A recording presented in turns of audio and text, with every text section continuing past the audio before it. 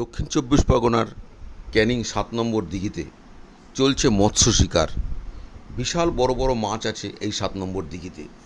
বহু মানুষ এসছে, বাংলাদেশ থেকে শুরু করে বিভিন্ন জায়গা থেকে মানুষ এসছে এই মৎস্য শিকার করতে। দেখুন, একটা মাছ পেয়েছে, একটা মাছ ধরেছে ইতিমধ্যে, এবং এটা একটা বড় ধরনের একটা পাঙাশ ট্যাংরা।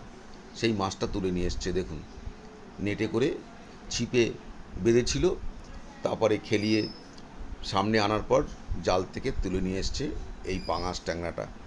বিশাল বড় একটা পাঙাশ ট্যাংরা মাছ। সেই মাছটা আপনার দেখাচ্ছি, আপনারা দেখুন।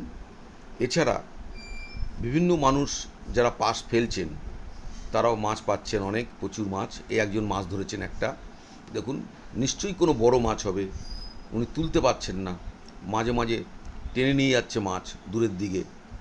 এবং আরেকজন এসছেন, ওনার সহকর্মী, সে জাল নিয়ে রেডি হয়ে আছে, এবং সামনে আসলেই তাকে তুলে ধরবেন, তুলে নিয়ে আসবেন মাছটাকে।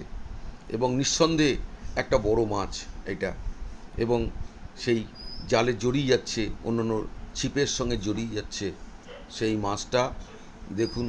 এবং সামনের দিকে খেলিয়ে খেলিয়ে নিয়ে আসছে। আরেকজন সহকর্মী জাল নিয়ে রেডি হয়ে আছে, মাছটাকে তোলার চেষ্টা করছে, কিন্তু তুলতে পারছে না।